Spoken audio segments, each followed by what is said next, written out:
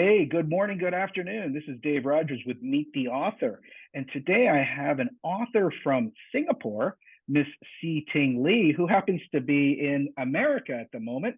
So it's a wonderful opportunity to learn a little bit about her book that she put together, and it's an amazing story. So listen, folks, we're going to be learning all about Gen Z. See Ting, would you like to share a little bit about yourself and why did you write this book? Sure. Thank you, Dave. Happy to be here and thank you for connecting. We are finally in somewhat on a similar time zone. I know you're in the EST, I'm in the Pacific time. So glad to be hop onto this call to just share with you a little bit about, the journey and why and how this book came about. So I think this goes back to why I started Kickstarter actually. And it is actually a learning community, entrepreneur community for the young leaders. And so before jumping into more detail, just a little bit of background story about myself. So I left home. So I was born in Malaysia. I left home at the age of 12 and to pursue my education in Singapore, which explained, I spent more than my half of my life in Singapore. And back then it was a tough transition for me as 12 years old, living in a foreign country. I was away from home, I was away from the support system, and I basically couldn't cope with anything, like especially, academically, I couldn't perform in school, which was the very reason why I was in Singapore. So I felt like, I was good for nothing and I felt like I was a loser. And I remember very clearly that, my dad told me at that point that even you can't do well in school, you can't do well academically, that's not the end of the world. The world is out there. And this has stuck with me till today. So fast forward to many years later, I started Kickstarter. And the reason behind it is really because I want to share my journey and my process to all the young people who might be on the same journey as me. They might be the same journey or similar journey as as I was.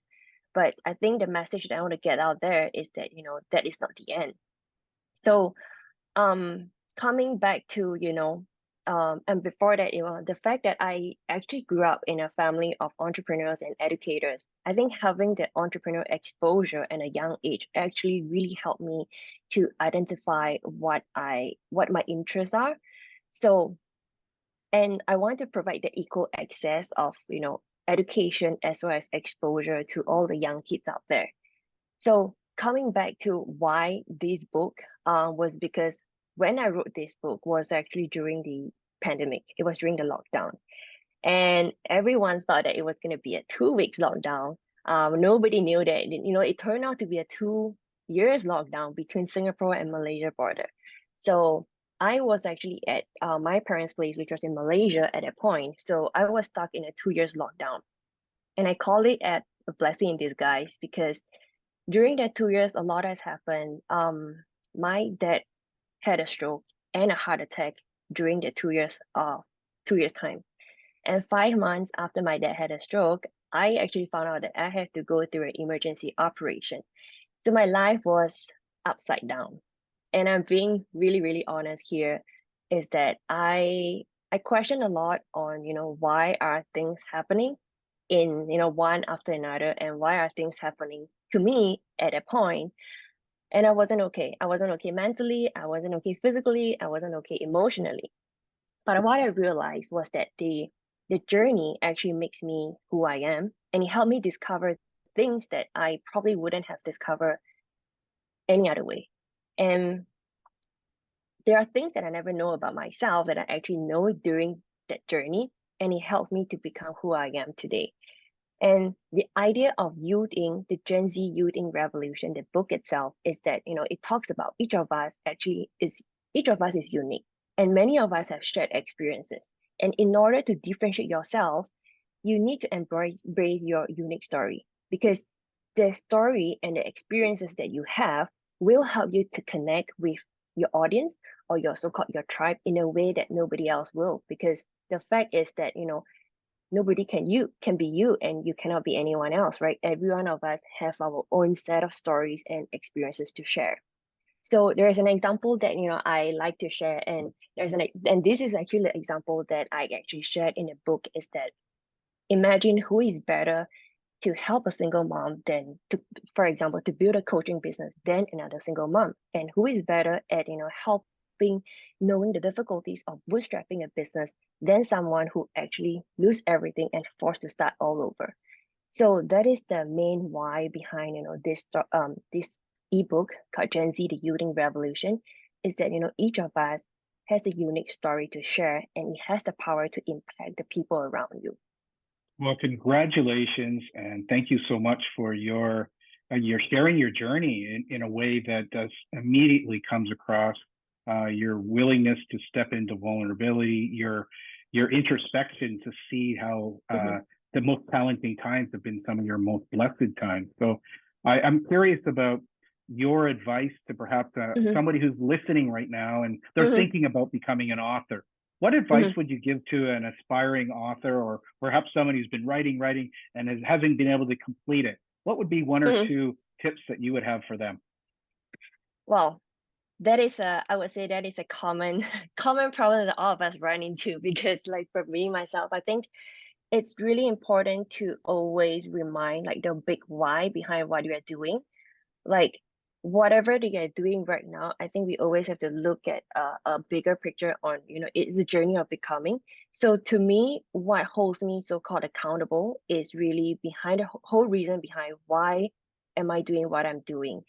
And during that period, I think a lot of the motivation and accountability comes from doing it from my dad, because I actually became a caregiver during that 2 years, taking care of my dad. And I was actually being just, home, borders was locked. So to me, I think that to all the aspiring authors out there, there is always the little noise behind us. It's not, it's like, you you're not fit for this, this is not what you're capable of. So I think it's important to set a goal, and it's important to keep yourself accountable, and knowing that, your story has a power to transform life. Don't kind of like underestimate the value of your story, because you never know. One day you might meet someone who share the similar journey and similar experience that you have. And there you go. There is where you start to impact people. Fantastic. And again, it's funny that talking to you, you use the word loser. And again, when I've done work with people, how many people say that? And even at my age right now, I was doing journaling today, and I wrote the loser word, and it was from a different perspective, yet it was also quite ironic that you used that. And then the other thing about being a caregiver to your father, since COVID, I came back to Canada after being away for over 30 years. And one of my first tasks was being a caregiver to my dad for the last 3 years. So there's this beautiful thing that happens when we step into vulnerability and we speak from authenticity and a genuineness that builds bridges. And you see a bridge in the back there, and it's that bridge from where we are or maybe where we want to go. And so I love to ask this question, is that if we could get your book into the hands of somebody really well known so that it could go around the world, give me one or two names of people that I'll put the hashtag down in the comments, and we'll see if we can get them a copy of your book. Who would that be in the world? Oh, I think it would be Gary Vee. And the reason why is I actually have been listening to his podcast, to his sharing before I even venture out on my own. And I think the very common, obstacle that we face, be it as an author or being an entrepreneur or being starting anything, is that, the first step is always hardest to take. Is the hardest leap. And I think it is exactly the same for me when I started. And Gary has been a source of inspiration for me, and it always makes me a little bolder every time I kind of like, doubt my idea, doubt myself. I would just tune into Gary Vee, and I just have that little boost of confidence that just helped me to just move forward. And I used to think that, the biggest fear was, what if I decided to do this and I failed? And over time, I realized that my biggest fear is probably when I realized that I've stopped making progress, and I don't even dare to try anymore. I don't even dare to experiment anymore. And I just stay put as where I am. So if I get a chance to share the book, Gary Vee. Fantastic. Again, thank you for not dropping any F-bombs. Yet Gary Vee has been one of these people that has inspired so many people. I saw him when he came to Singapore. And again, he's Mm, got a style that is, on the one hand, it's the shock effect, yet on the other side, mhm, there's a vulnerability, there's an experience, there's a mhm, journey that he loves to share and inspire people. So thank you. And yeah. it draws that beautiful way that Gen Z also loves to learn. Is that my Mhm, question tends to be, whose book did you read that impacted you in the last year? Which, please answer that if you have one, or podcast, because these days Gen Z just learns so much through yeah. audiobooks, through podcasts. So share a little bit about the way that you've accelerated your learning through Mhm, different types of social media. mhm. Well, for me, I think one of it definitely would be podcast. So Gary Vee, of course, is one of the ways that I actually, I listen to his podcast, and there has been questions, there have been doubts, especially when I started on journey on entrepreneur learning for kids, like how is that possible? Are they too young and all? And again, I constantly found answers in the podcast by Gary Vee.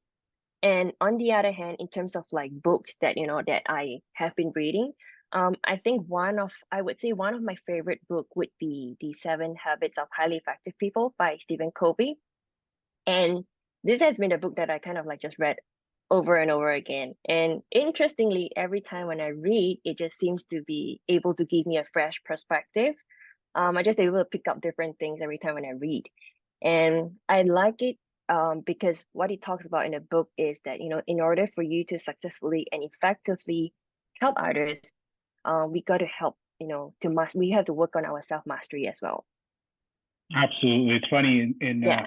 I was interviewing somebody who's a couple of decades older than you the Uh-huh. other day, and we came up with How to Win Friends and Influence People by Dale Carnegie as a tip Oh. for people who might want to improve their people skills, or getting Uh-huh. going into a room and meeting people and breaking through the ice of connecting. And it's one of the things that really encouraging people who are watching this podcast today is that See Ting has shared a couple of strategies and Mhm, ideas and connections. Go check it out. It might really resonate with you. I find that sometimes just a word, a name, a book, a mhm, referral can be a part of a journey that becomes a mystery and becomes a miracle. So thank you so much. And I guess as I bring this idea, what would be one or two ways that people can reach out to you? Some of your social media handles. I'll put them in the mhm, comments. I'm mhm. inviting people to reach out and check out your book and find a way to be part of your journey in making a difference on this planet. So what would be Yes, a couple of ways for people to reach out, get a copy of your book? absolutely. So there's three ways to get connected with me. One will be my LinkedIn. It would be my full name, which is Lee space SEE space TING. And you can also get hold a copy of the book on via Gen Z Secrets, which is GENZ I think Dave probably can put out in the comments later on. I think that would be easier. And then of course, I'm on social media as well, on my Instagram, as well as Facebook, and you can find my name at SEETINGG. Fantastic. Well, it's Yeah. very inspiring to have an opportunity to connect with a Gen Zer, somebody who is making difference, traveling around the world, writing, inspiring, involved with entrepreneurs for kids. It's actually one of the key messages that I've had for the last Mhm. 15 years working in Malaysia, actually, with the first Oh. entrepreneur school for kids, 3 Mas Mhm, and 2 Mas. And it's been so amazing to see best practices from around the world come into Malaysia, come into mhm, Singapore, and being mhm, infused. And I guess that would be one of the topics that we might have another opportunity to meet and discuss offline. And my last little question is, if there's a philosophy you have right mhm, now, mhm, one or two key tips that you would love people to hear, mhm, perhaps from your book or perhaps from your heart today, what would it be? mhm.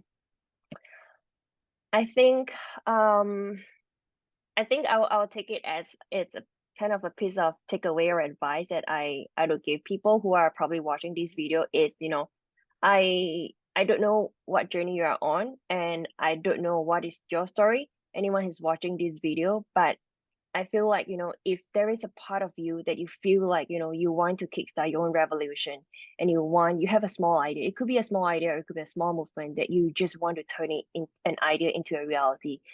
I would say do it. And I encourage you that, I just want to encourage you that, it is possible no matter how impossible it might seem. And the reason behind is because you are really doing it for yourself, and not doing for other people. Wise words Yeah. from a author, from an entrepreneur, a caregiver.